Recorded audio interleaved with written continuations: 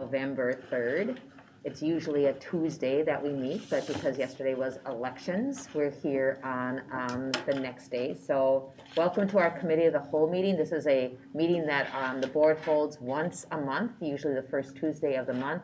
And it is our opportunity for board members to hear presentations, get reports, and it's really, I think, one of the most important meetings of the month where I think there's a lot of information shared, there's a lot of programs that the community sometimes doesn't realize are happening, and board members get updated information on all the different things going on, so we can make informed decisions and we know more about the programs, and just to celebrate some of the really incredible things going on that by and large community members sometimes don't know. So it's a good opportunity. So welcome to the Committee of the Whole meeting tonight, and I'm going to turn it over to Clerk Oswald, and she's going to take roll. Member Eater. Present. Member Kirby. Here. Member Loeffler Kemp. Here. Chair Lofeld. Here. I am here. Member Sandholm. Here. Member Trink is excused. Superintendent Magus. Here.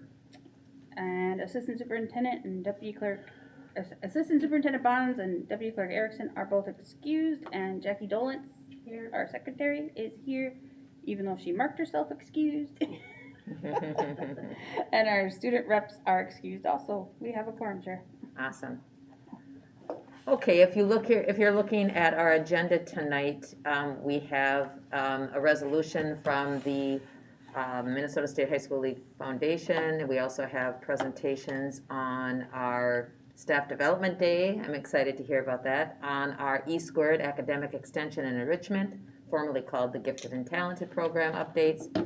We're going to have a presentation from our English language learner teachers and directors and program information on that. And then Superintendent Magus will close us out with a safe learning plan. So that is our agenda tonight. It's full but exciting. So first of all, I'm going to turn it over to Superintendent Magus for this resolution on the Minnesota State High School League Foundation. Sure, thank you.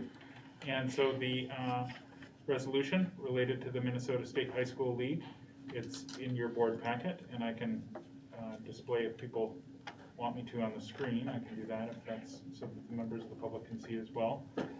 Pull it up.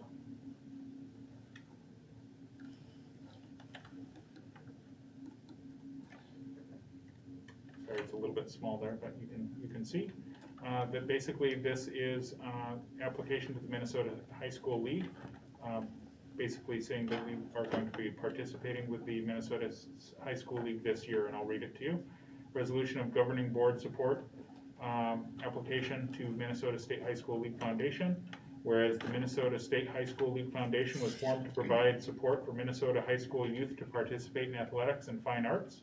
Whereas the Governing Board of Duluth Public Schools, ISD 709, recognizes the value of student participation in extracurricular activities, and whereas the Minnesota State High School League Foundation is offering grants and funding to assist schools in recognizing, promoting, and funding extracurricular participation by high school students in athletic and fine arts programs. Therefore, let it be resolved that the Governing Board of Duluth Public Schools, ISD 709, supports the school's application to the Minnesota State High School League's Foundation for a Form A grant to offset student activity fees. So we're applying for a opportunity to offset our activity fees.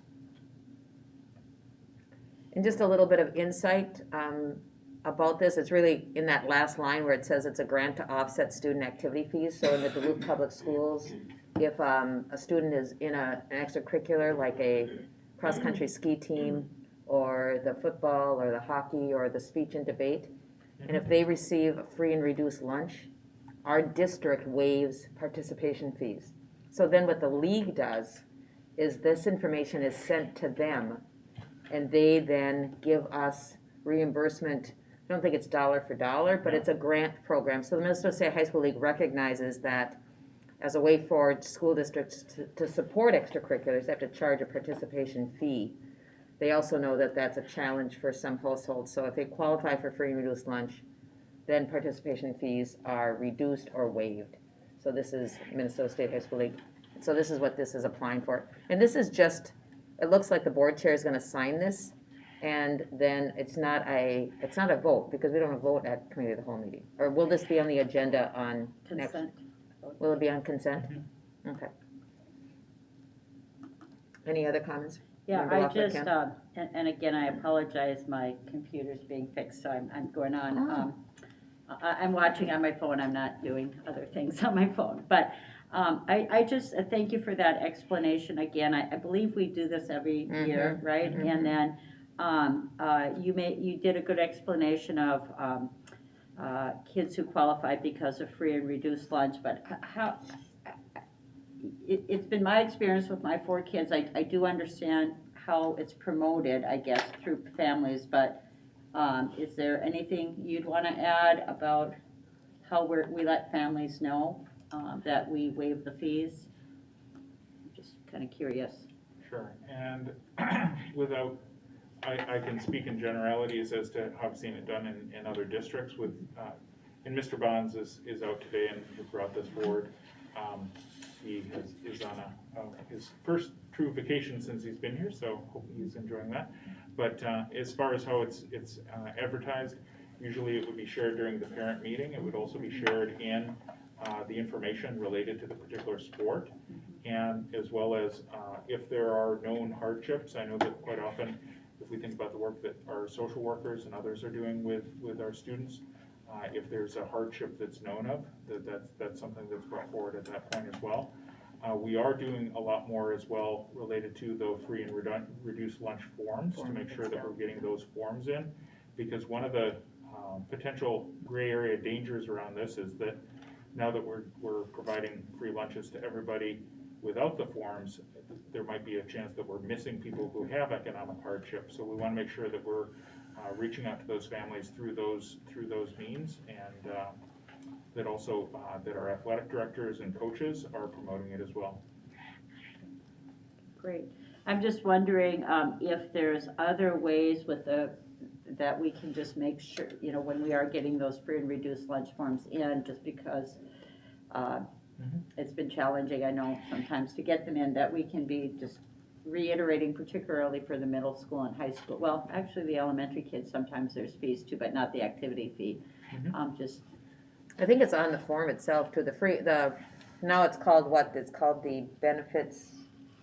It's not called free and reduced lunch anymore, it's called, what is it called, Brenda? Family benefits something or other. And then in parentheses, I think, it's on that form as well. So if you've got that form, it will say in one of the paragraphs that if you qualify, this would also waive activity fees. That's a conundrum though, because some students hear through the grapevine that there's an activity fee. They know that they can't financially, and they don't want to go home and ask their parent, or maybe that's just not the structure of their family, so they don't even try to join. And then if they don't join, then there is no meeting to find that information out. So it's hard.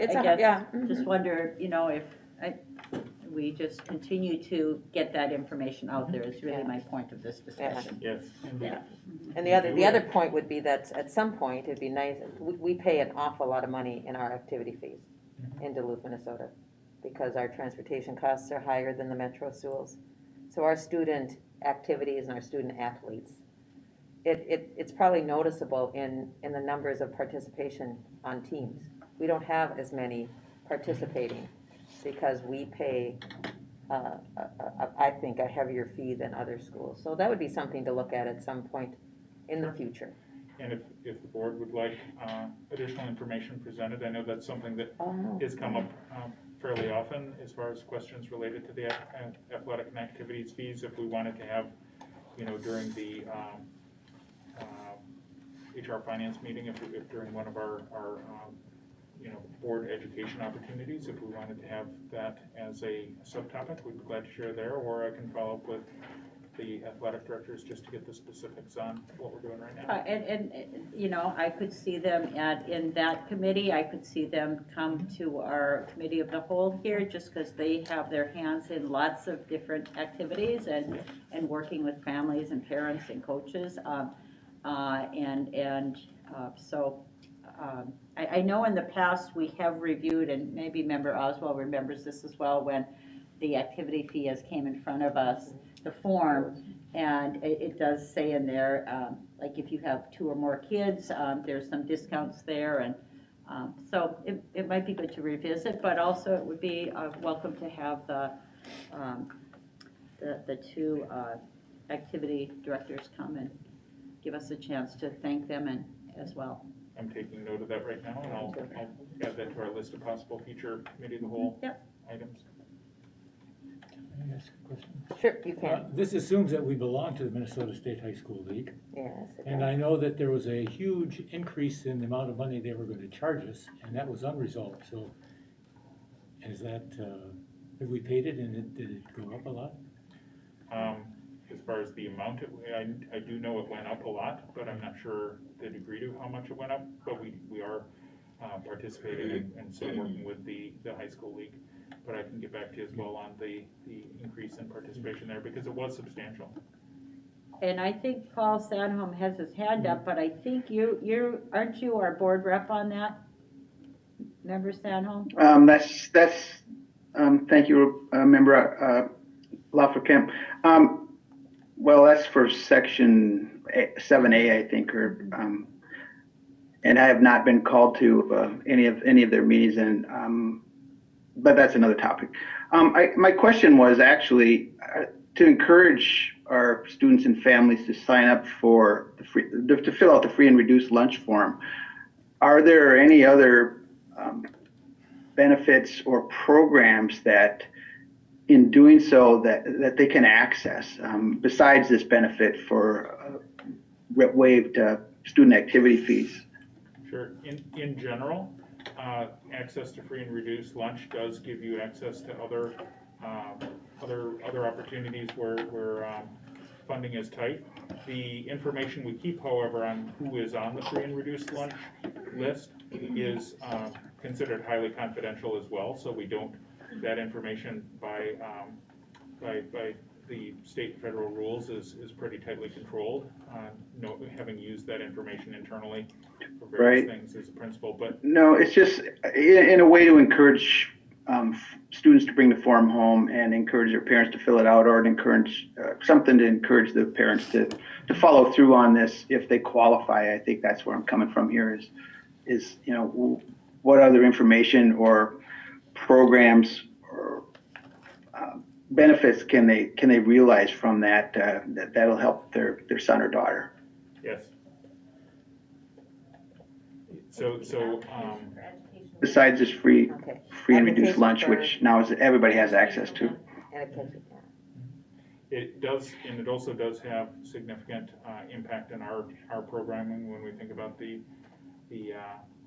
comp ed money and things like that. There's Right. a pretty big impact there.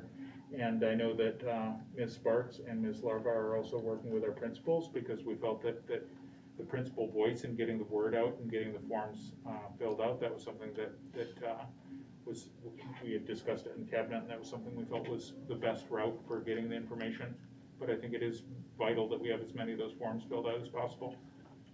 Can we make it a requirement that that form is filled out as part of their enrollment forms? Because every parent has to fill out an enrollment card. And so why can't we just make that as a requirement as part of the enrollment card?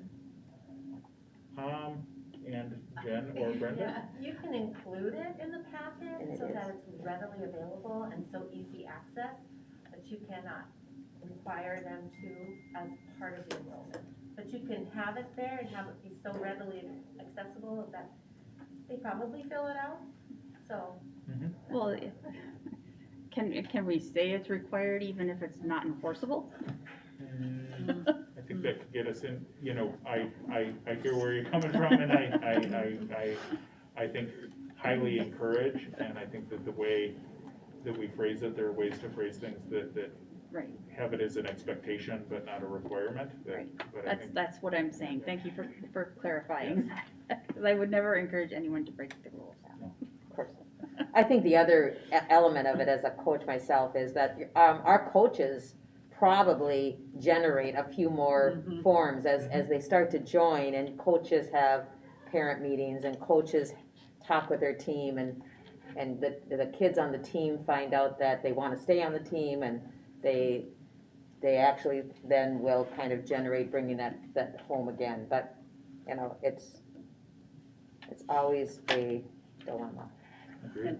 I would agree with you. I think coaches, in my experience with my own 4 kids, all did a great job getting the word out. But I still think it's much more advantageous if it's filled out at the beginning of the year, because that counts Yes. towards our Title I Yes. money that we get. Yeah. You Oh, know, yeah, no, the later that yeah. you have it filled out, you know, if they qualified in January because they're joining a team or whatever it is, Mhm. it's not included, and, you know, doesn't really help us in, you know, get it money to support their learning anyway, so. It's still beneficial to them though, so they still should fill it out, but the earlier the better. I would think that the athletic directors are giving that sales pitch or putting out that information in the fall, at the beginning of the fall sports season, to all the athletes that might be participating in any athletics during the upcoming school years. But that would be a good thing to have them come in and explain to us how they do spread that message. well, and it's not just athletics, you know, it's speech, debate, Yes. all of those that have a fee, so. And I can work with Director of Secondary Larva to work with our athletic directors to put together something for an upcoming meeting. Seeing no other comments, Superintendent Magus, we can continue on with our agenda. I think it's the committee, it is the Professional Development Day. Yes. So Heather. Yes. So Heather will be coming up to share on our Heather Everett will be coming up to share on our Professional Development Day. She had done quite a bit of work on preparing. And I would also, as she's beginning to present, I'd like to say thanks to Director of Secondary Larva when she was in the role of Director of Curriculum and Instruction. There's a lot of work she put together as far as laying the groundwork for a more sequential professional development plan for the district, as well as some of the redesign she did within the departments to think about positions like Heather. And Heather's position has been really instrumental in providing support to our teachers, to our administrators and other staff as we move forward and think about the professional learning needs of the organization. So Heather, the showcase of it, the big piece was the October 25th Professional Learning Day. Go ahead, Heather. I think this is the first time we've met Heather, I think. It is, So yes. welcome. Thank you. Thanks for being It's here. good to be here, thank you. Yeah, so just a quick Yeah, summary that's good. of the day. I can tell you that I learned a lot really quickly in the last 2 months. So just the day at a glimpse, we had a short welcome video that was really neat. We had some content specialists, and we like to say Rebecca Sheldon's husband, Darren, helped us out, and, as well as myself, and had some clips, and Katie Kaufman did an amazing job pulling that together. The morning sessions, we had some collaborative teamwork with the blended learning SAMR model, just kind of taking that to the next step, and the teachers had some time together to work with the substitution piece for that. And then we also had a trauma responsive practices training that is part of the mental health PD needs with one of the grants that Callie DeBrent is working on. And so that was super well received. Everybody liked that part. The afternoon sessions we took from last year's success with 709 online, and the teachers had an opportunity to have 2 choice sessions. Some were synchronous and some were asynchronous, and they had the choice of how they wanted to handle those. Lots of different choices in that piece. And then there was also some continued planning with the learning acceleration curriculum piece that they had started back in August with their grade level or content level teams. So we had a packed day, but we were trying to kind of incorporate pieces from everything that we had seen good feedback on from the last 3 staff development days. And so kind of took that feedback and created this day. We had some reflection forms that we used to gather data for the day, and that piece is being used to grant relicensure components and CEUs for the teachers. And then we did have a kind of the standard exit ticket for the day, but this time we made that one optional, and they could even remain anonymous for that one, because we really wanted some honest input and feedback, and we've received some.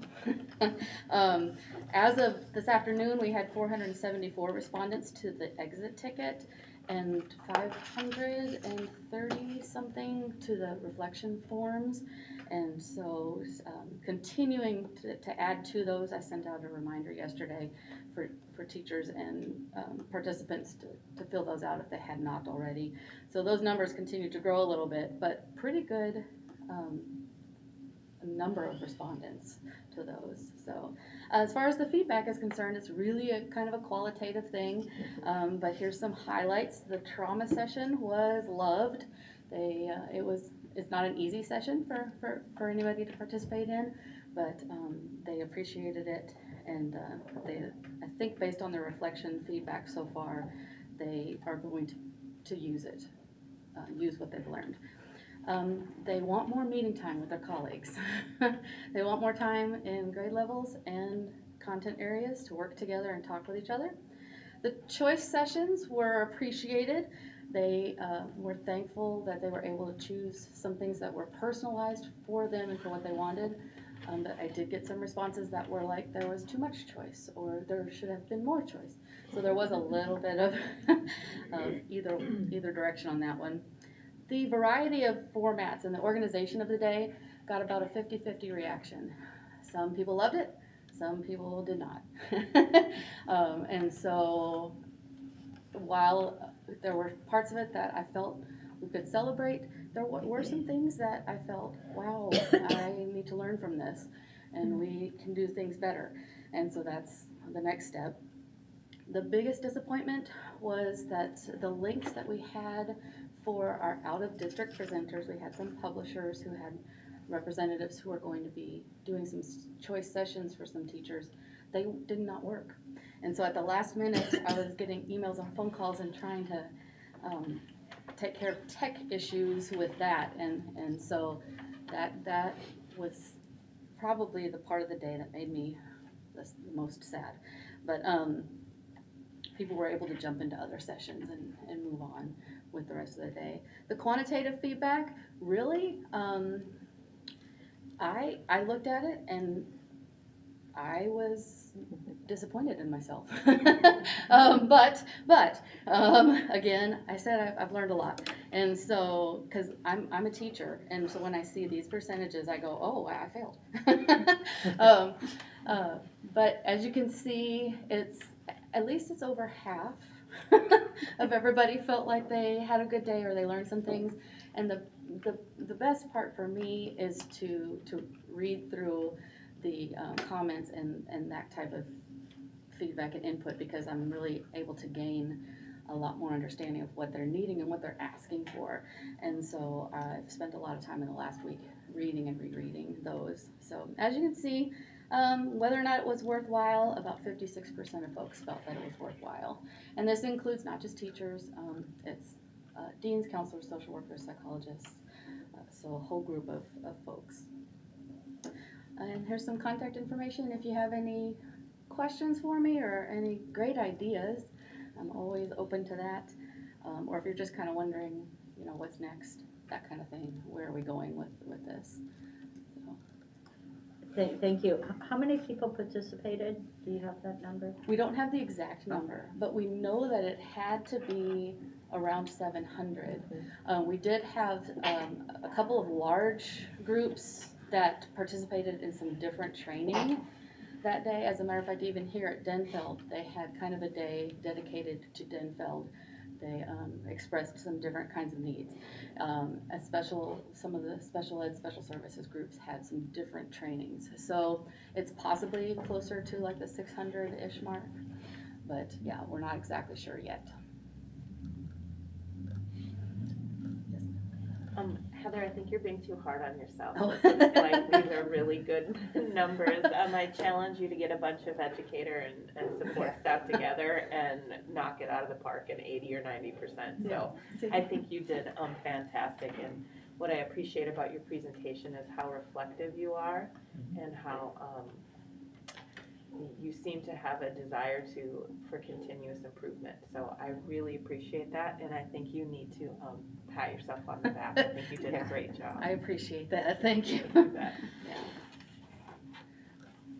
I agree, and Yeah. I think that this is, we're also adjusting to doing more of a blended format as far as how we provide our professional development. So going from, more full in-person professional learning to having a blend of online and digital. That's something that was, we're beginning in its success last year, but it's continued this year, and we continue to make progress. But it is a journey, and I agree too that professional learning is not always like deeply loved right off the bat, and I appreciate your time. Thank Everything you. put into it. I think that even though, about 50% thought it was worthwhile, you have the vast majority of people asking for more. So I think that number's a little low, because they still want more. They want more time with their peers. They want more time to learn. They crave knowledge because they're teachers and that's what they want. And their staff too. I don't want to exclude those. So, I applaud you wanting to know exactly how you can help each one of them, because servicing our teachers and our staff is what we need to do. And giving them what they need and what they want to learn is highly important and near and dear to my heart, because we have to rely on them to teach our learners, and if they don't have what they need to teach and to feel confident in what they're teaching, then we fail, and I don't want to fail, and I don't think we do fail, and I'm glad you're there to help us not fail. So, thank you.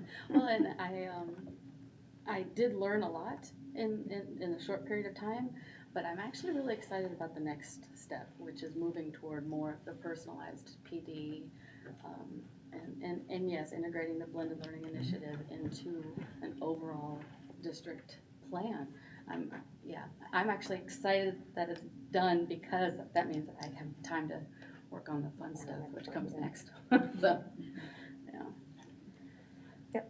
Okay, I also want to share what my colleague, Member Derek Eater said. I think you're too hard on yourself, and thank you, though, for being self-reflective. I'm wondering, just because I'm curious, and as a lifelong learner myself, I just like to know what the sessions were, just so I get a sense when I'm out talking with teachers or other staff about things that they did. So could you provide us with just a list of the optional sessions that people could have? sure, yeah, I can easily share with Okay. you that, if that's Yeah. how you that would like me to do that. Yeah, I you can can share just share that. by If you email. want to That share would be with me, I great. can send Yeah, that yeah, to that's- the board. Yeah, that would be great. Great Yep, opportunity. there was a fairly generic combination of possible needs that they had, like trying to kind of reach everybody at every level. And then there were some asynchronous offerings, a few based on self-care and mental health, and those were also very Excellent. popular. Excellent. Lots of stress right now, so they liked having some time to just sit and reflect on themselves and how they're doing emotionally. Thank you for sending that out later. Sure, yeah. Thank you very much. Really appreciate it. I think that's good. Thanks, Heather. Okay, Yeah, thank yeah. you. Welcome. Yeah, and welcome, and, yeah, it'll be good. All right, thank you. Thank you. Yep. And our next presentation tonight, presenting on our academic extension and enrichment program, are Kaylee Pelkey and Maggie Reed, who are teachers on special assignments leading that work. Please welcome Kaylee and Maggie. welcome. Thanks for coming. Okay, if I can cast this. I'm Kaylee. Hi, Kaylee. And I'm Maggie, I mean, and we are teachers on special assignments. Ta-da. Yeah. So our program is, the E squared part of it is extension and enrichment. It's basically our gifted and talented program. We teach 3rd, 4th, and 5th grade, small group interventions basically, at all 9 elementary schools in Duluth. Right now we have 217 17 students. students, and we meet with those groups following the 8-day specialist rotation. So we'll be with one school 2 days in a row, then we go to the next school 2 days in a row, and Kaylee and I kind of split up the different schools just so we're moving and cruising across Duluth. In addition to teaching, we are creating the curriculum and trying to align it to what teachers are, their pacing guides. And this year, Brenda had us create a digital component too, because we're not at the schools all the time. We're, just there for a little bit to do our interventions, and then we created stuff on Seesaw that the kids can access during their class time. So we picture that as teachers using it as a tool to extend the enrichment opportunities within their classroom. Our activity is basically our opportunities for creative thinking, collaborative work with similar ability peers, and to build curiosity and wonder. So we go in with really high interest activities, and then as a starting place, and when kids really like whatever it is, they can go off with that idea. And we were just thinking of how to present this, and we're like, why don't we just tell them what we're doing right now? So do you want to talk about some of our? Yeah, so our 3rd graders, we were studying Greek and Latin root words, and we had students then take those words and make little Greekymon creatures.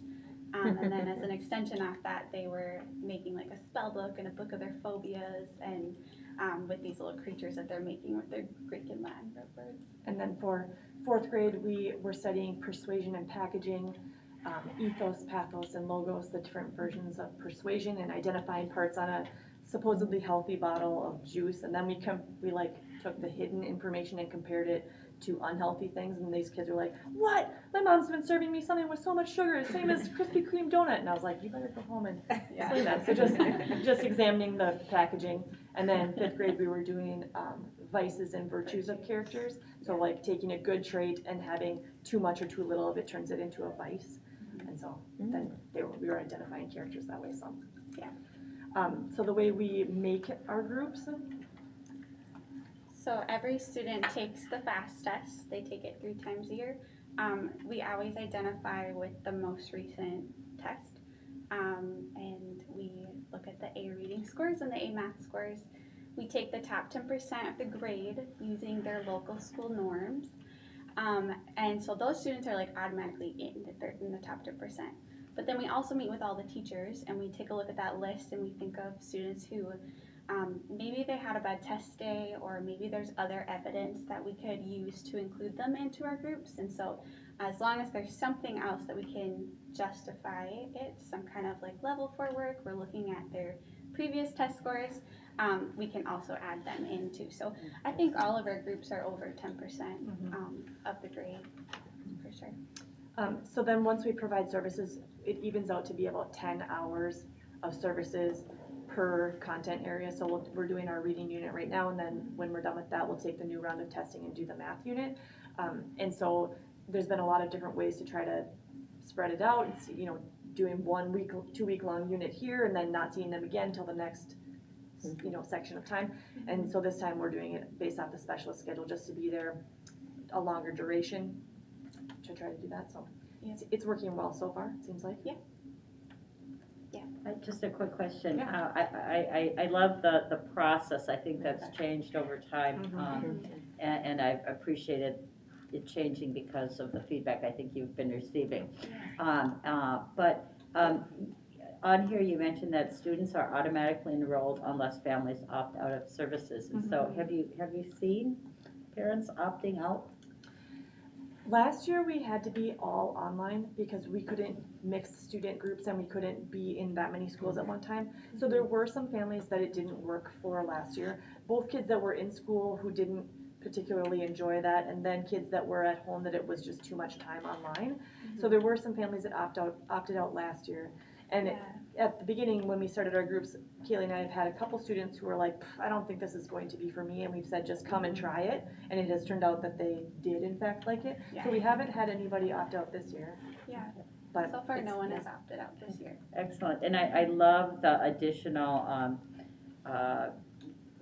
online options for Yeah. kids to do on their own pace and their own time, and so, And teachers have utilized that as one more thing that they're not planning, we're planning it and monitoring it and interacting online, so they just know that when there's, we have content for at least 15 minutes worth of work every single day that there's school, and so then teachers, when the students are done early or whatever happens, they can use that in their classrooms. And to build on our, our blended learning model where everybody has a device in the room, and, we can extend the amount that they're able to access that stuff because they have those devices, so it's been good, I think, so far. I just have one other question.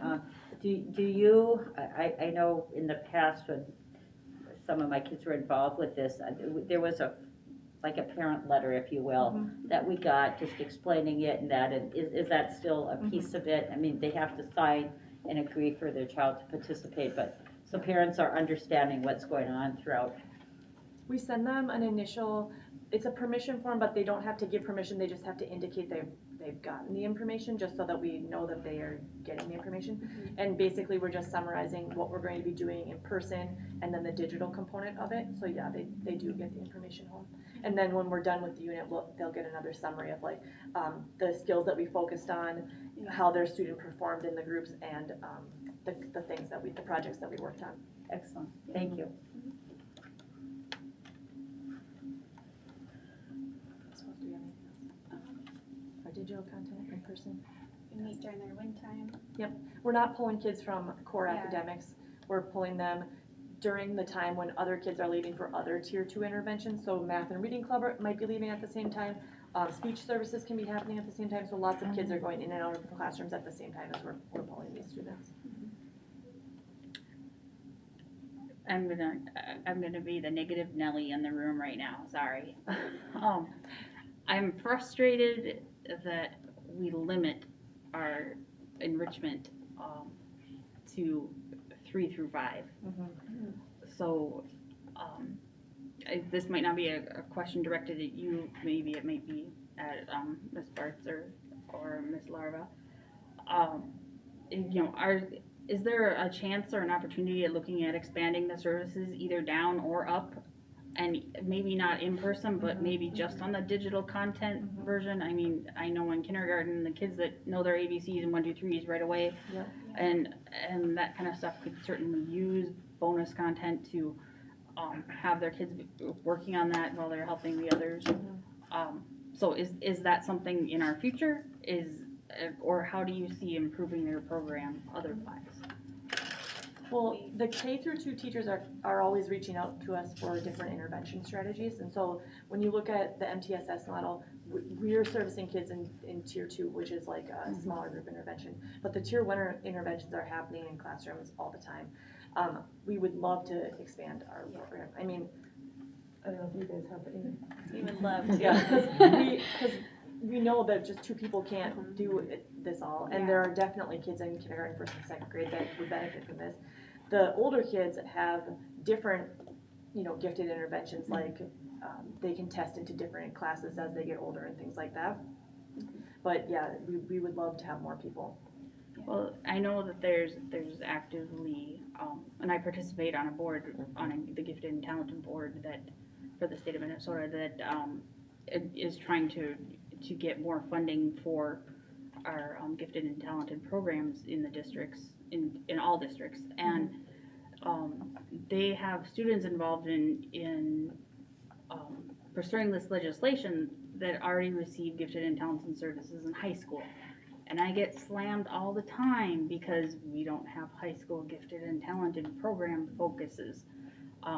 Even though we can point to honored programs and different things and choices and that kind of stuff, there's still no concentrated efforts on gifted and talented, and how you support people besides pushing them out to go to PSEO or whatever it is. So I'm heartened to think that you guys advocate for expansion, because this is super important, I think, to servicing all of our kids and all of our students throughout the whole span of their educational careers. Focusing on 3 through 5 is certainly a start, but it's been 3 through 5 for many years. You know, my own daughter got these services, and you know, she's in college, so it saddens me that we haven't moved beyond and that we've only been perpetuating the same thing. But I love your energy and I love your passion, and I think that we can focus on that, and I certainly hope that we do.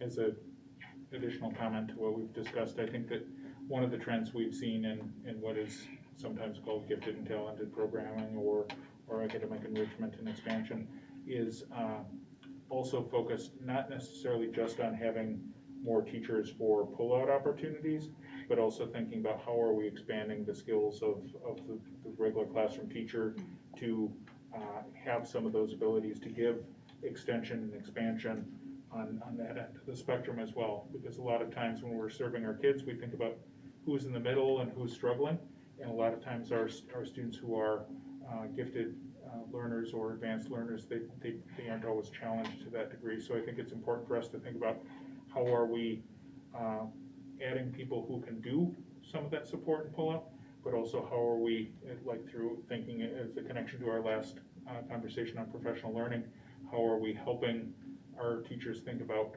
how they can offer things on both ends of that spectrum. We're asking our teachers a lot, but I think that that's something that we can't forget about those advanced learners too.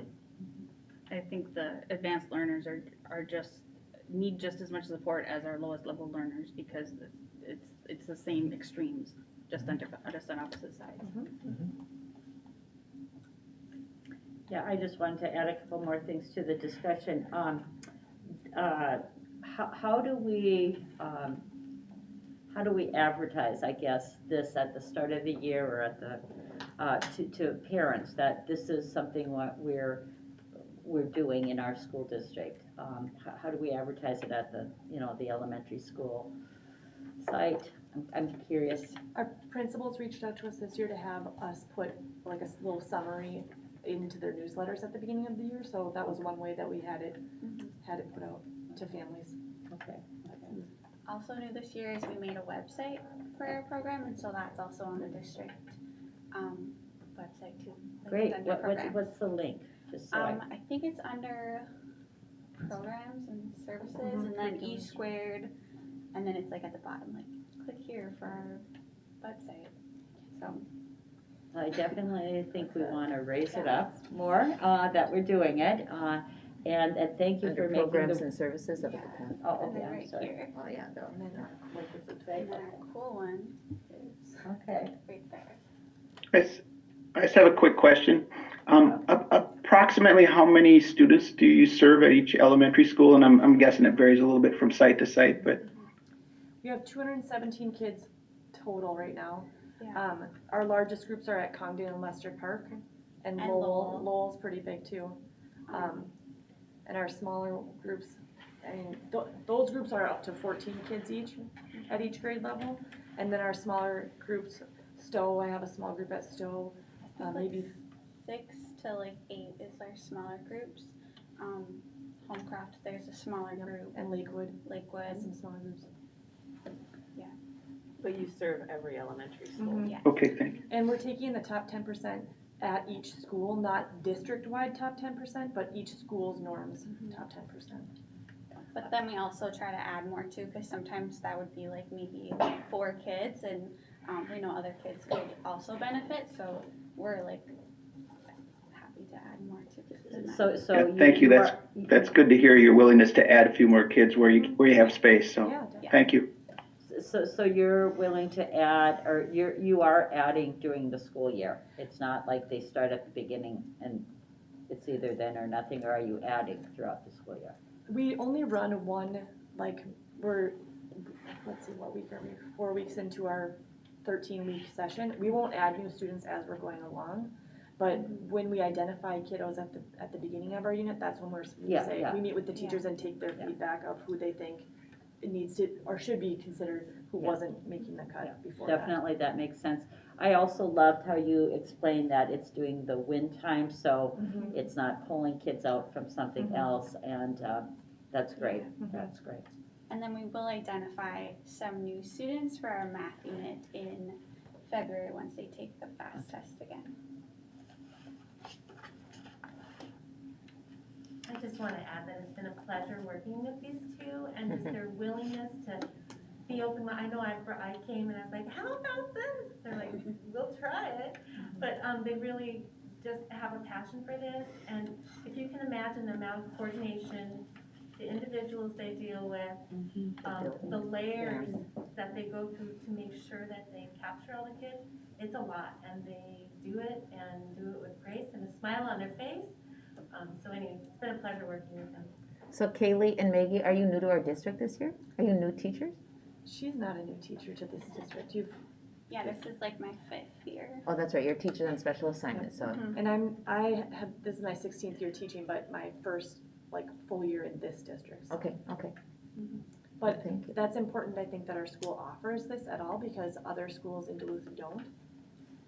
Other schools in Duluth don't, or other schools in our area? Oh, Duluth, Other the other, schools in the other Duluth. schools than Yep. Duluth, like. That just don't have this programming, so, there are lots of programs in place for the below level learners, which is really important as well, but I think it's easy to overlook kids that can perform academically, not necessarily always do, but can, because I think people think they're fine, but everybody needs to be able to learn something new every day. You know, everybody needs to feel like school is for them, and it's important to work with kids and have them feel like a place is for them and that they're excited about it and enthusiastic.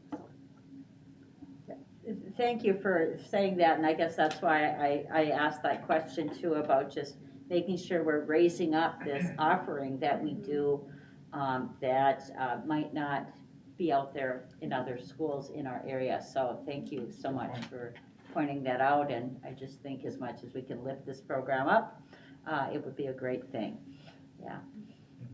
Agreed? Well, I just have to throw in that other schools don't offer it because the funding from the state is so low. And it hasn't been, there hasn't been any amounts added, and I believe it's been over 30 years. I believe the district gets $13 a student for gifted programming, and you know, that's the same as when I was in school. So that's why the board is advocating, and lots of people are advocating to raise it to $31 and a student, and in hopes that other districts will add the programming, because I believe only 10% of schools offer gifted and talented programming in the state. And I think as we think about our legislative platform, That's exactly where I was going, yeah. thinking about Duluth Days coming up, and also the work we're doing with the Association of Metropolitan School Districts, both advocacy groups as well as the work we do with Jeff Anderson, I think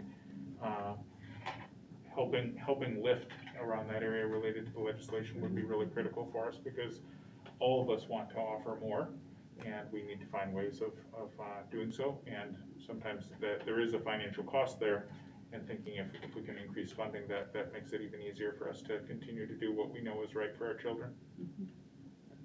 So can you answer a question? I hate to keep the discussion going though, because we have a full menu and stuff, but my teacher brain is saying, why don't we take care of, I don't want to, I'm not saying we don't want this program, but why aren't we taking care of gifted and talented within that curriculum day? So it's not a pullout, but our K through 12 programming, I mean, gifted and talented in the middle school and high school can be offered through curriculum choices, whether it's aerospace or pre-engineering or robotics or debate or, all of those things. Why don't we do it? And Jen's back there going, so why aren't we, or maybe we are, in that K through 5 classroom doing robust curriculum, E-squared stuff with all 20 to 30 of our kids? Is it because of it just doesn't work? Who would you like to ask? Yeah, this is a conversation. At a tier 1 level, that is definitely happening. So we think about, you know, teachers, they're differentiating for their students. All the time. Students that need extra support, on intervention side and also extra support on the extension side.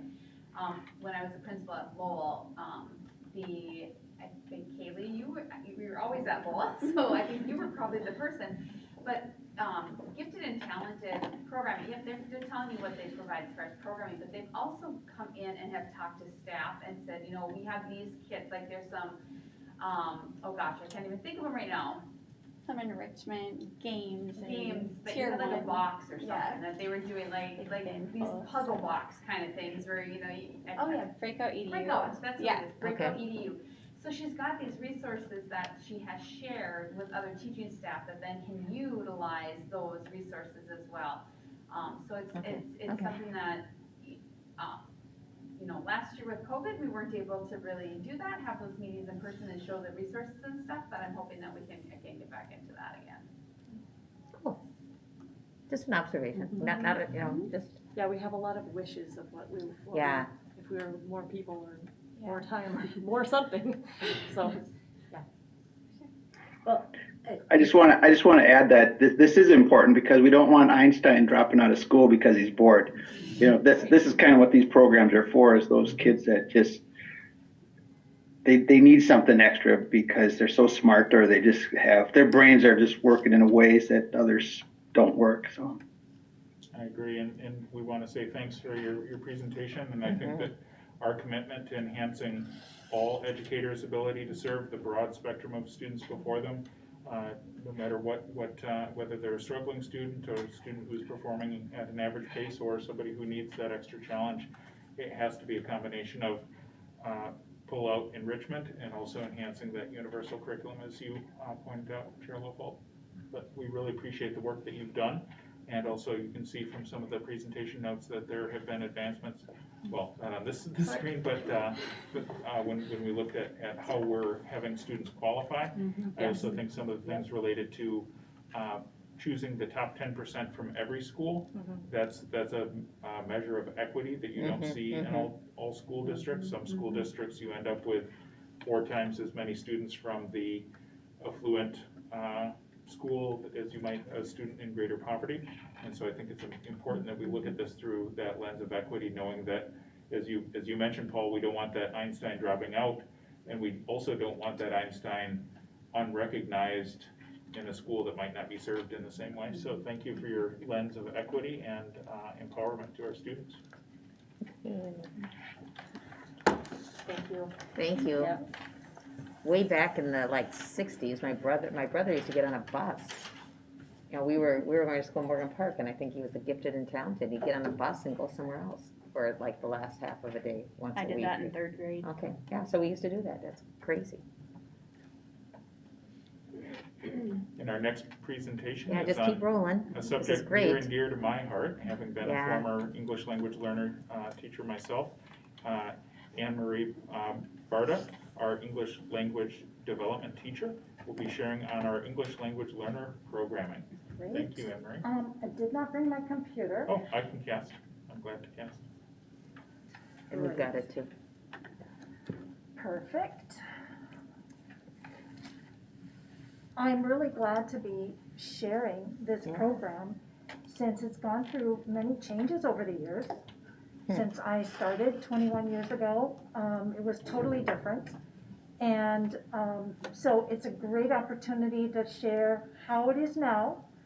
And it will continue to go through changes. But as I put up there, fall of 2021 is where it is right now.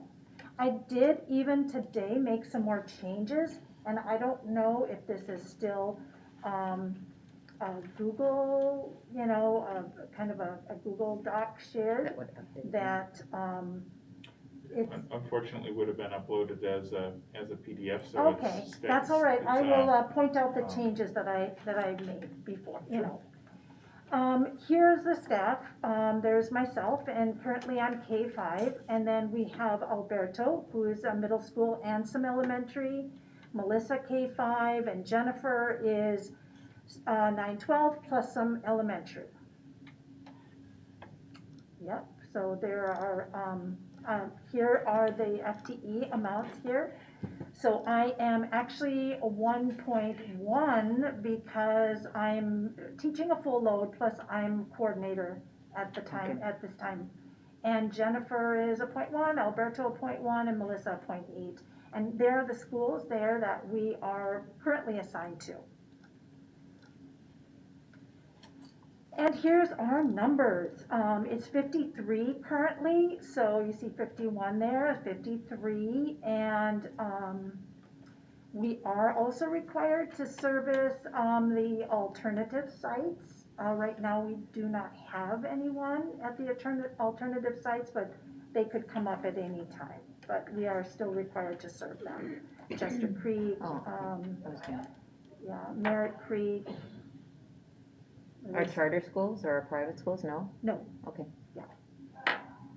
And we have some new to country, and that's significant because they need more service.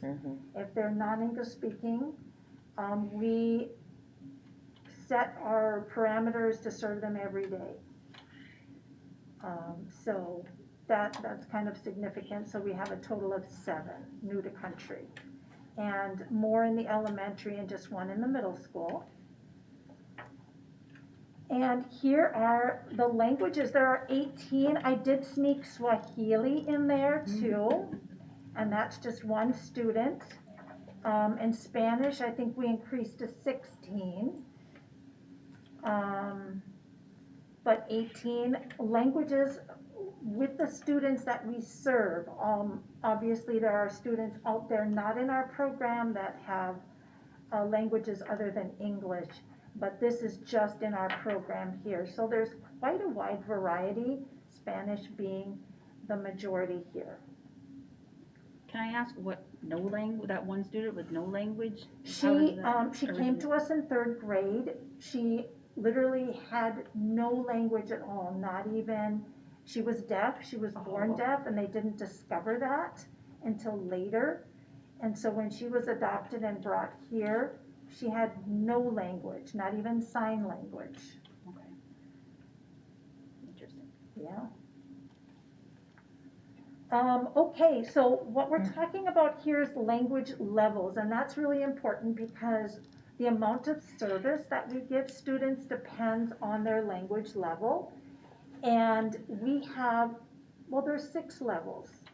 The level 6 being actually reaching the proficiency of their grade level peers.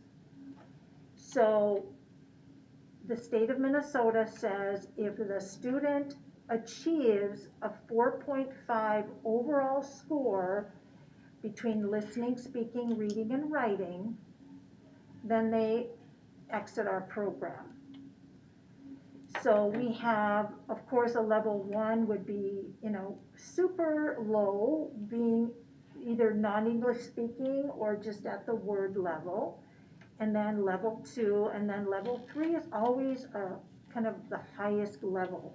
Because at level 3 and beyond, they're working on those more complex skills, and with writing and reading, that takes a lot more. They just seem to go very quickly from level 1 to 3, and then at level 3, it's just a lot harder work, a lot of the writing and reading that they need to, perfect before they can move on, and that takes a lot more work and time. I think it takes a lot more time to move out of level 3 than level 1 or 2. So the level 1 and 2, we want to really give a lot of kind of daily, especially if they come in level 1 in grade 3 or 4 or 6, we really want to give them a lot of intensive instruction there. So that's elementary, and we pretty much have it across the board there. This is grades 6 through 8, and we have a level 2 of those, and again, the majority is at a level 3, still needing support. And this is high school, where we have some of each level there.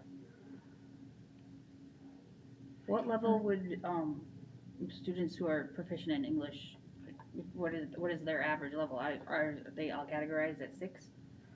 Well, they would, at 4.5, state of Minnesota says they're proficient. They'll either put a Y for yes, they're proficient, or an N for no, because they take an annual language assessment, all of the English learners in Minnesota. And so if they score an overall score of 4.5 or higher, then they exit, and the state of Minnesota says you're proficient. I'm talking about like me, that has always spoken English. Are we all considered at 6 then? Or is there an average score of us native English speakers? Well, I always say that if I pull any student out of a classroom and I give them this assessment, not having a language other than English, there would be various scores. And some students would not score proficient because it's a hard test. And so it really is rigorous and challenging. So you'll get various scores, if you take a typical 5th grade class, you get various scores on that test. They wouldn't all score proficient. Because I'm just curious if the state of Minnesota is saying 4.5 you're proficient and you stop getting the services, is that setting them up for failure later, being that they're not? Yeah. Is that the case? Well, there are a couple students actually, because the state of Minnesota also says that, okay, so they're proficient, but if they're still struggling and the classroom teachers say, hey, they're really still struggling and it looks like they need some support, we're still obligated to work with them even though they scored proficient. We don't get dollars for them, but we still need to work with them. I think that's part of the reason for having a more rigorous assessment. In the past, sometimes Yes. the assessments were pretty easy, and you'd have kids exiting out of service perhaps too early, because then they would go into the mainstream classes and struggle quite a bit more. Quite often there's a blend of mainstream offering and non-mainstream with the support, depending on the level of the student. But making sure that we give the student a strong enough foundation before we set them loose completely for programming is really important. It's not unheard of to have students who exit and then go on to the next grade level and struggle a bit. So we have an option of pulling that student into a group we already have and working with that student, giving that student some extra support, or working with the classroom teacher. Here's some ways to offer some extra support for that student in the classroom. So collaborating with the classroom teacher and really finding ways to support that student also. Those are a couple options.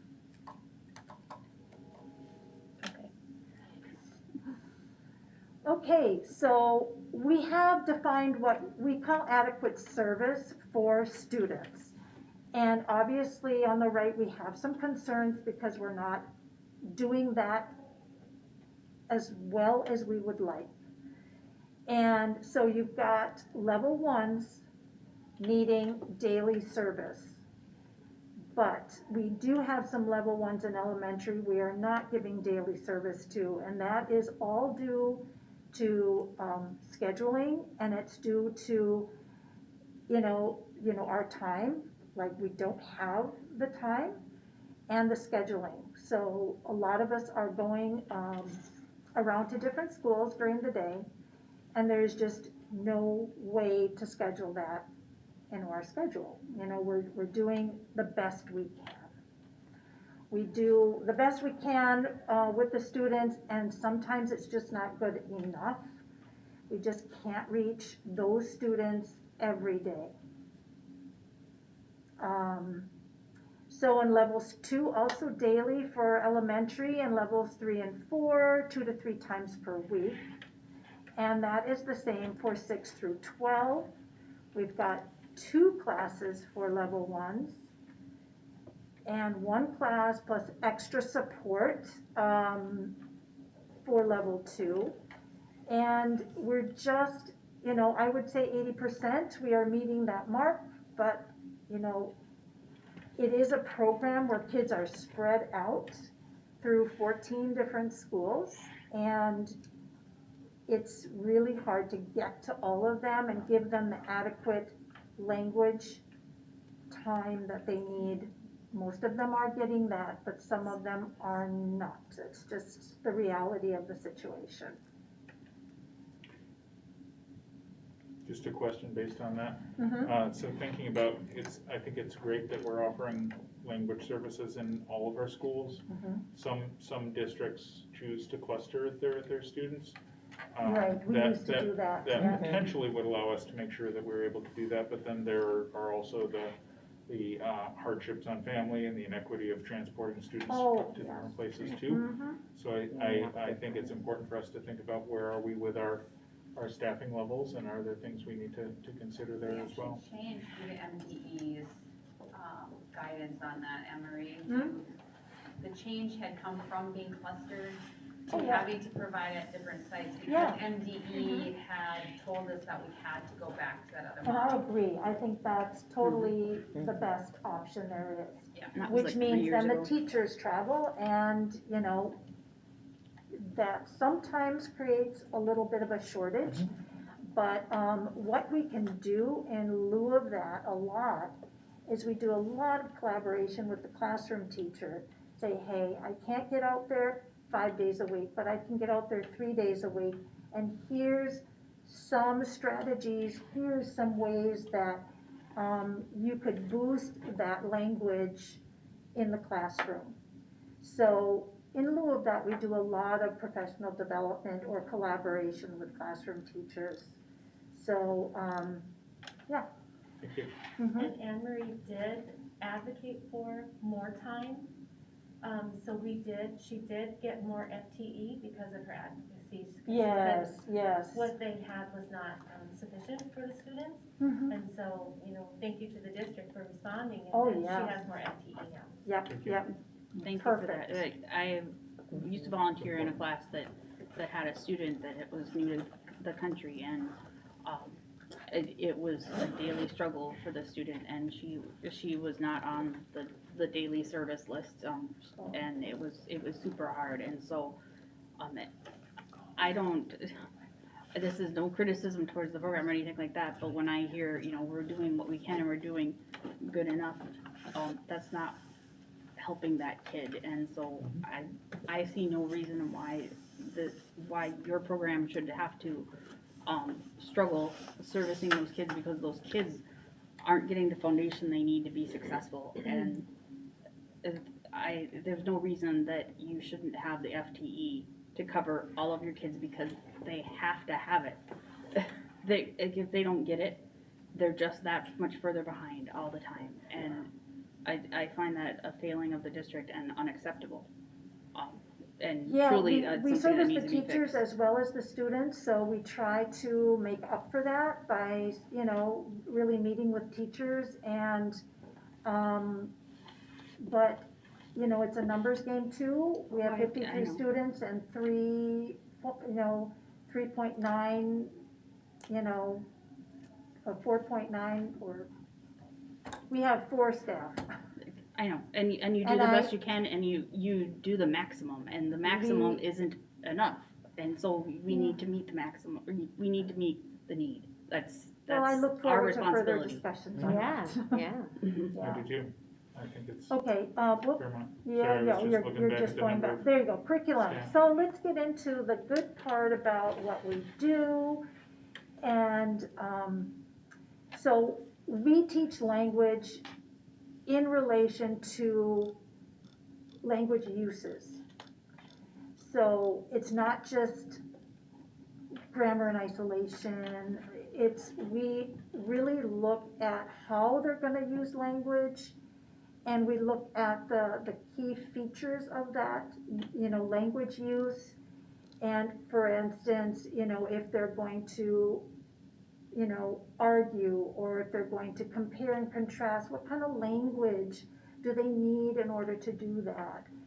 And we also look at all of the core curriculum, because we're always in service to that core curriculum. We need to keep that in mind all the time, because again, it's not language in isolation, but it's language in relation to how it's used in math, how it's used in science. And some of those newcomers, you know, we gotta fill in with that basic language and vocabulary and sentence structure. But again, even at that level 1, we can teach them how to compare something. And we can use the curriculum of science or social studies and give them that vocabulary, give them that sentence structure that they need, so we can tie all that in together. So that's what we do. And I think the next slide is going to talk about what we use. And that's another, I mean, it's a little tricky. In elementary, I use Words Their Way a lot. When we get into actually teaching them, you know, the sounds of English and how to put, you know, letters together, how to make words, and, you know, if they're at that level. And then the far right, frames for fluency, those are a lot of sentence frames, a lot of vocabulary that we can, you know, just plug in and they can see the sentence structure. And it's a very good program, a lot of language functions in there. The middle book is something we just did a book study on, and we all really loved it. And it's a text that shows how we can use like mentor text like whether it's on a chart paper or sentence strips or graphic organizer or just a book that shows how to explain, how to argue, how to recount, how to retell. They take this text and they use it to guide teachers into showing students how to write and use language in that genre. And so really what students see is they see an example and they talk about it and we show it, and then we practice it together, and then they do it by themselves. So it's really, and it's meant specifically for English learners too, and it could be for any student. But we found it a really good tie-in to genre and writing and language features. This was, you know, very kind of revolutionary for the way we're teaching. I just think it was, you know, a great book that we're practicing right now. Secondary, there's a variety of different books that we use. The thing about secondary too is they use a different variety of books. Not one curriculum, not one text is going to cover all the language domains that, you know, listening, reading, speaking, and writing, they don't cover all of that. And also, sometimes we have students year after year. Mm-hmm. And so they've gone through a book, you know, we're not going to want to repeat that. We have to use something else. So we do in our program use a lot of supplements that, you know, that just help the program, help their learning. So if you say, well, what curriculum do we use? Well, there's some things that we standardly use, but there's also a lot of supplements too. The basic principle is the same, where we, you know, we teach the content, the language of the content, and, you know, we keep our eye on that. That's our goal, and whatever we use to support that is, works. Great. So we have Access for ELL, that's our test. And we do that every year in March. And it tests them on listening, speaking, reading, and writing, and that's really our benchmark to say, okay, how have they improved over this last year? And And that's a good indicator. You know, we strive for a one level up each year for our students. That's our goal. But it is a rigorous test. It's a long test, takes a couple days to get done for each student. But we can do it in groups, except for the speaking part, we just do it one-on-one. And yeah. And one slide that I inserted in here is WIDA. WIDA is a consortium. It's a hub, a resource hub that Minnesota uses. It has a lot of research-based tools. It's got the standards we go by, the assessments, and 41 states are a member of WIDA, and Minnesota is one of them. And what's great about that, if we get a student from California, they come to Minnesota, they take them the same test. So we're comparing apples to apples, and that's really good. And staff development opportunities. We do this a couple times a year where we provide staff development and for teachers who just have English learners, or of course we have this,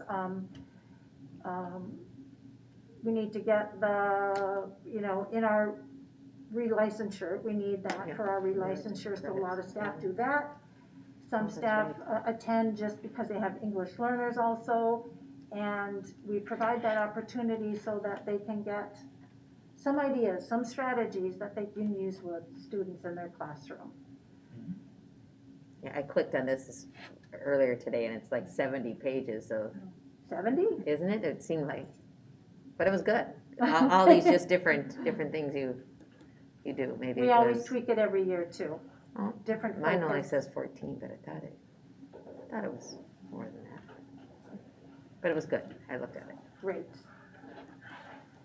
So, any Thank you. questions? I know that you, Sure. you know, you've been through teaching English learners, and Mhm. how does this compare to your teaching days?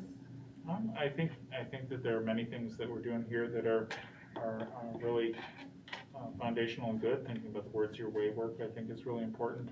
I think as we had that conversation related to staffing and ensuring that we're able to serve all of our students, I think that's important for us to take some time and go back and look at our Title II funding and see, are there other opportunities there? You had mentioned, legislative advocacy related to our advanced learners. I think the same holds true for our English language learners, because the funding that is provided isn't sufficient to do what is expected. Yet we have that moral bond and promise to our students that that's what we do. And I think that if we think about our English language learners, it's really critical that we follow through with that. I'm committed as superintendent, and I know you're committed as a school board, for us to ensure that each learner has that opportunity. And I think that as well, your leadership and helping direct this programming has been important. And I think for me to continue to learn more with you and with the teaching and learning and equity department, I think in many ways our instruction of our English language learners is deeply rooted in equity, because if we don't provide these learners the opportunities that they need, they are going to be, they won't reach their zenith of potential. And so I think that this is right at the heart of our mission and vision as a district. So and I thank you for your work. Have we, oh, sorry, go ahead. Oh, thank you.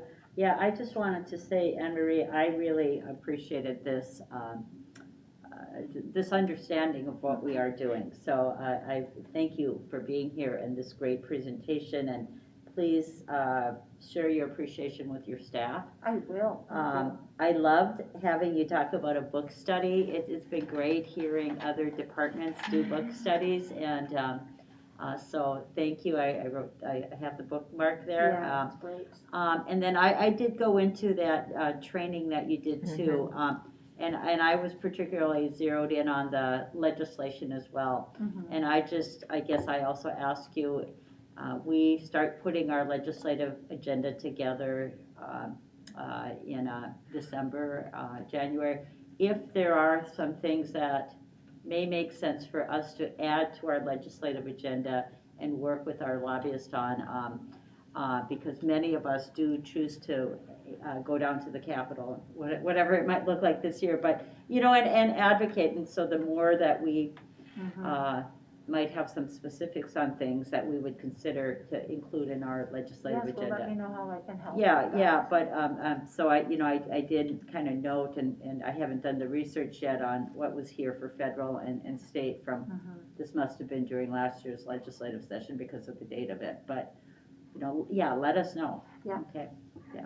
I will, Yeah, thank you. so, thanks. Thank you.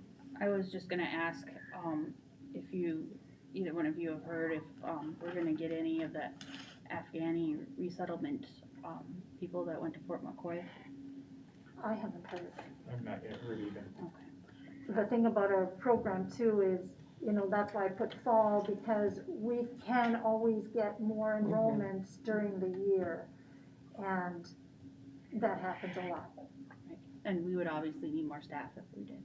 Well, if we have a group going that we can put them into, then there's, that's great. But if there isn't, then we have a problem with, how do we serve them? Yeah. And I think for both the EL program and the E squared program, what you heard them saying too, is it's not only their responsibility to teach these kids, it's that tier 1 foundational classroom teacher's responsibility, but they take time to teach the teachers. That's right. About how to service these kids better. And like they were saying, they have taken the time to give the teacher additional resources so they can infuse that into their classrooms. And so I think that's really important to note too, that they're helping teachers learn and have other strategies, so. And that's very true. I've been told that for years now, that, that language learning also happens in the classroom. And the more I can support teachers, and I know that's part of my focus also, is to support teachers in whatever way I can, by offering either this professional development or just meeting them one-on-one and saying, okay, let's look at the situation, how can we help? I'm having such a meeting tomorrow after school, so a student we're concerned about, and so we often have those conversations. I'm just amazed that we have 16 languages. I think whenever I've traveled about as a school board member, you hear about 80 languages, different districts. I guess I just kind of assumed we were a 1, maybe 3 language district, but Yeah, isn't that with just an 16 different eye-opener? languages. So when you graph that like that, does that mean that the language, when they appear and is it that is their primary language, it's spoken in the home as well? Most of it, yes, Okay, I would say 90%. Some of it, and according to the definition of MDE, even if they learned a language first, other than English, but now they're speaking English in the home, that's still a qualification for assessment. So they could still be speaking English at home, and, oh yeah, when I was born until age, 5, I spoke Spanish, or I listened to Spanish, but now we only speak English. That's still, that language that the child hears, even from a very, very young age, still has influence on their language learning.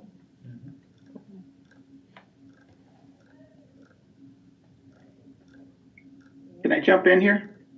Yep, you can. Yeah. Thank you, Chair LaFold. Anne-Marie, I just want to ask you about your mask, and I'm guessing that that's important for your English language students. Is that true? That is very true. That That's why I got it, because they need to really see, it's hard enough to hear behind the mask, but they really need to see. A lot of times when I'm making the letter sounds or pronouncing words, they really need to see my mouth move and which way it's moving and how it's moving, and I think it's a visual as well as auditory for them.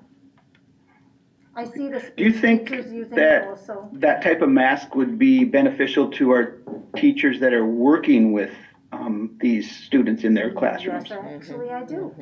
Yeah. Is that something we can try to make available? Yeah, And maybe even other elementaries, young elementaries teachers.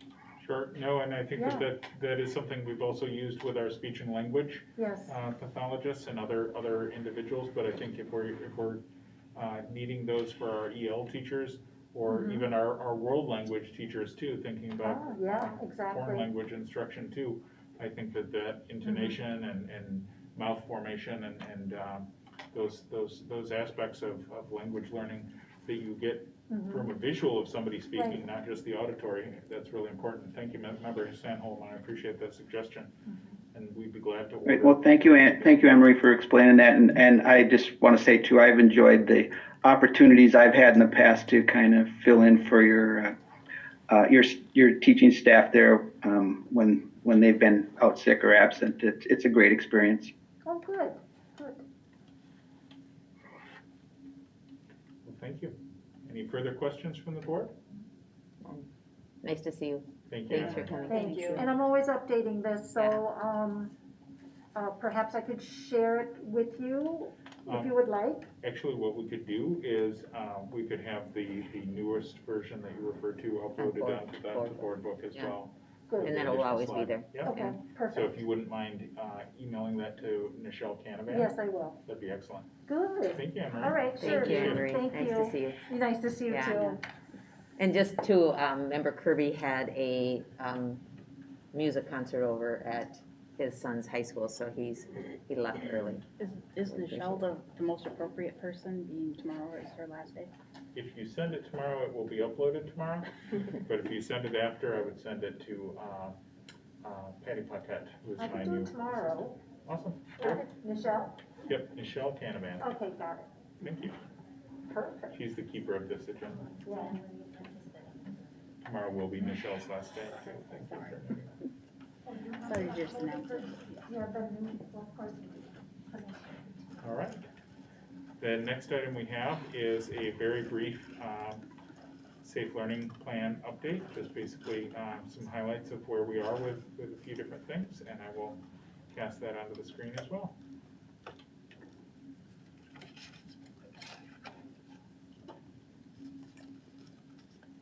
Here we go.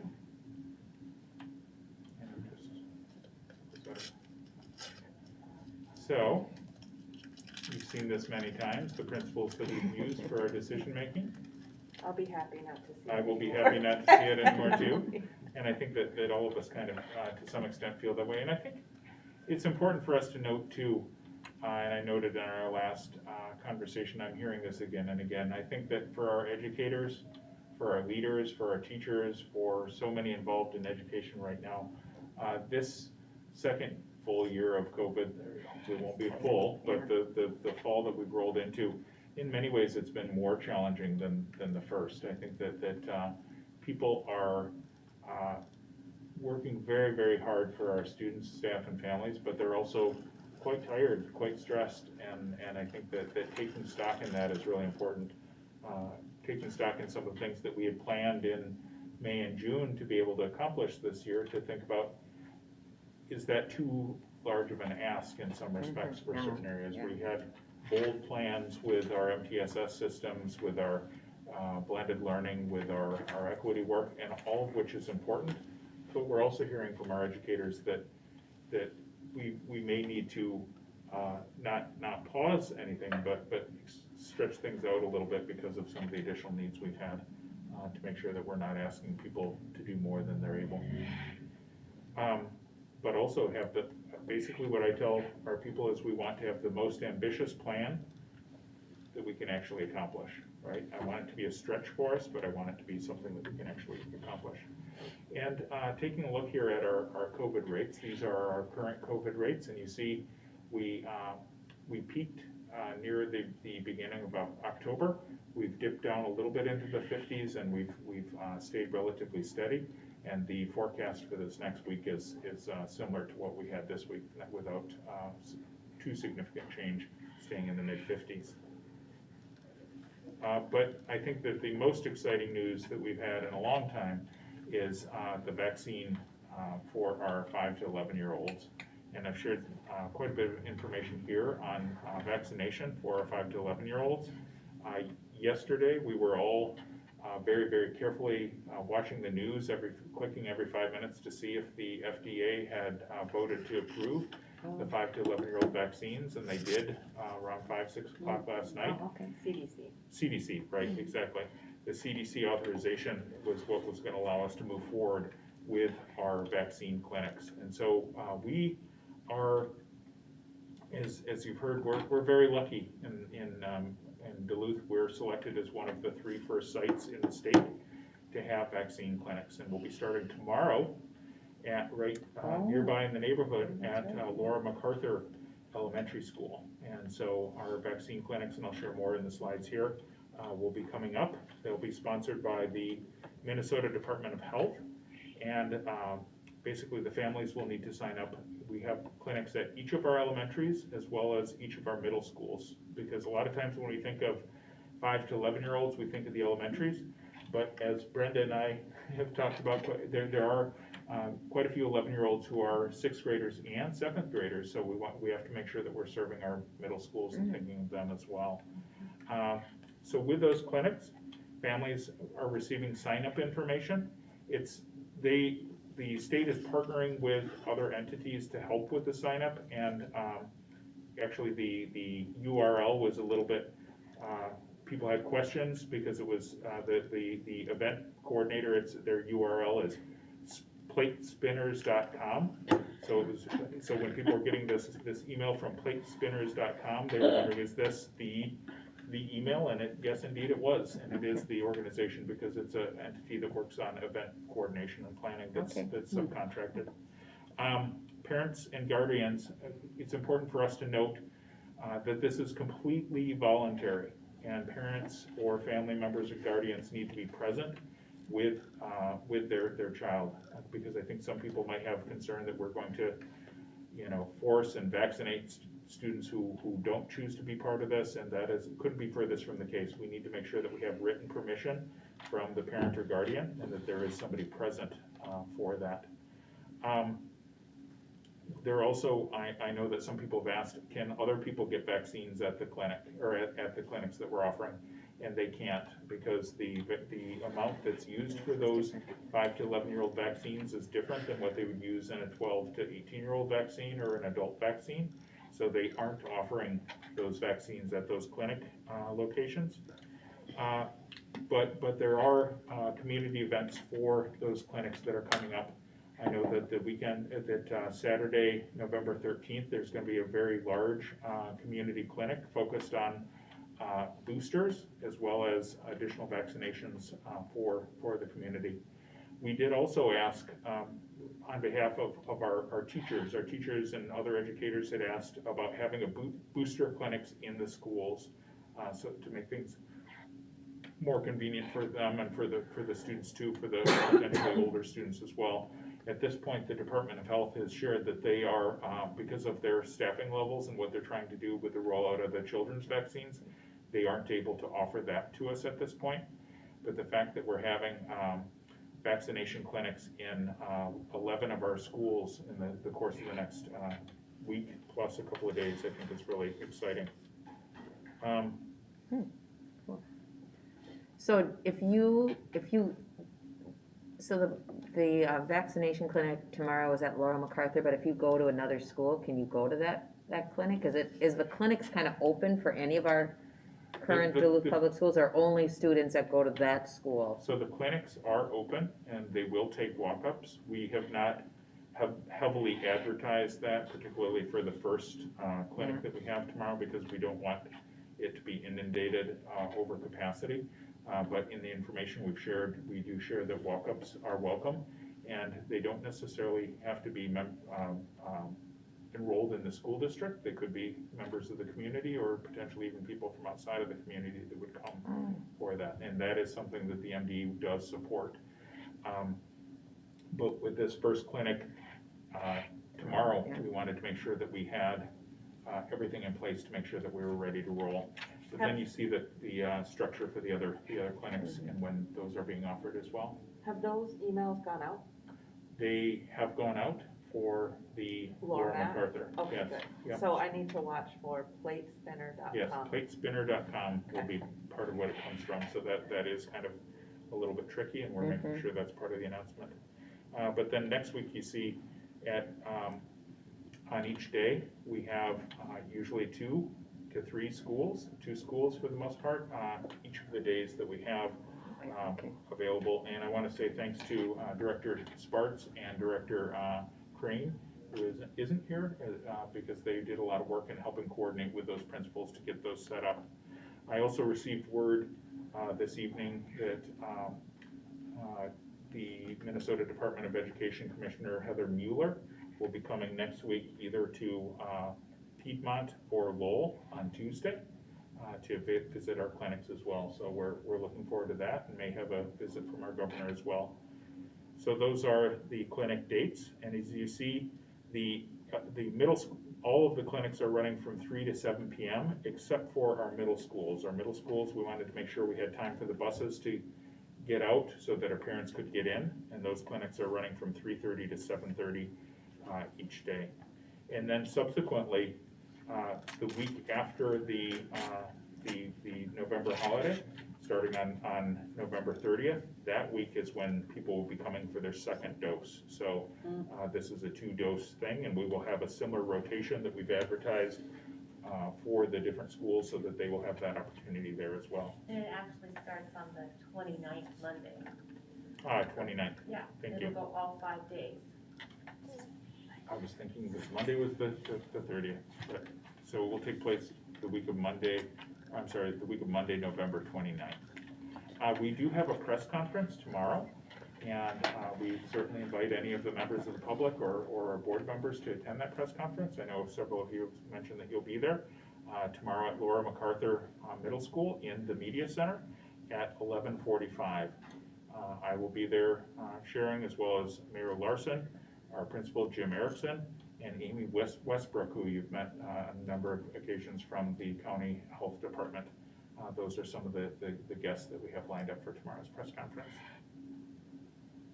And that is the information we have related to our clinics. Congratulations. Yeah, that's exciting. Yeah, congratulations, and thank you for all your work on this, Superintendent Magus. This is so exciting. This is just so exciting. From doing a lot of door knocking recently, you know, this is a common question that Member Eder and I and others got from community members, you know, not just parents with kids in the district. So thank you. This is just so exciting, and really appreciate all the work of the multitude of people who have worked to get us to be one of the 3 districts in Minnesota. This is so exciting. It was certainly a team effort, and I give credit to the principals and to the directors and others who have put forward there. I was interviewed today by the Associated Press. There will be an Associated Press individual there too. There's a national story on our clinics in general, so there's expected to be some national coverage of what we're doing tomorrow as well. So that's pretty exciting, and I want to say that the pride for this comes from the work that Duluth as a full community and district has done. I think that if you look at the work we did in making sure we were following our guidance from the state, as well as thinking about the county input and interaction that we've had, thinking about the public relations campaigns we did with We Can Northland. Those were some of the reasons that we were selected as one of the pilot sites, because they wanted to recognize, A, that we have a population that really needs it with the diversity and needs for the vaccines, but also that we had helped support what was expected of our schools, and as a district that we had that. So hats off to Duluth. Thanks. And so just to clarify, the staff that's going to pull this off tomorrow at Laura MacArthur is coming from Essentia or from our community? From the or? Department of Health, and then they've invited other community partners in to assist. We have some of the nursing practicum students from College of St. Scholastica who are going to be supporting. We have a number of our different entities from the community who are also coming in. We had a parent donation of 150 toys for the first 150 people to get the Oh, my vaccine. goodness. So I think that there's just a outpouring of community support for what we're doing. I have a question too, because I was kind of thinking like my community organizer hat thinks is like, what else can we do when Yeah. the parents are coming in the door and that, or, I mean, even simple, do we have people who are greeting? Is that something we as school board members could volunteer to do? I think that would be wonderful. We can I always mean, use more I'd definitely be willing to sign up for a shift. I think that would be wonderful.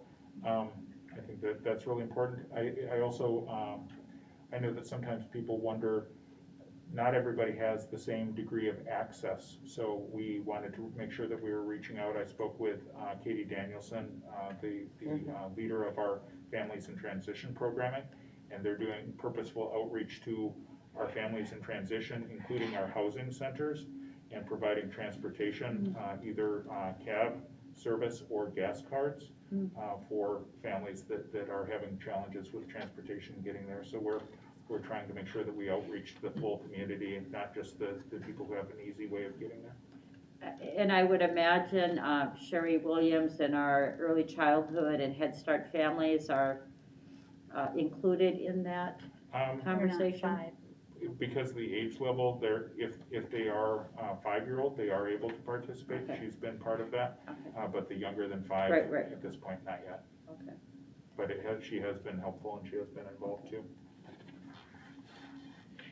It's good news for Duluth. Yeah. Excellent. That concludes my update. Okay. On our agenda, number 3B is just other. There's nothing listed there, There's no other. so there's no other. So, I just, I'm looking at my emails and thank you for sharing that spreadsheet for the professional development day already. Yes, Appreciate that. Heather had shared that with me, and so I Okay. wanted to forward it on to the board right away, so you have that professional development. And I did share the ELL presentation with you, so you have it, Michelle has it. Excellent, so we can make sure it's uploaded as well. oh, okay. Technology, isn't it great when it works? We're adjourned. Thank you. We're adjourned. Okay. I have to make sure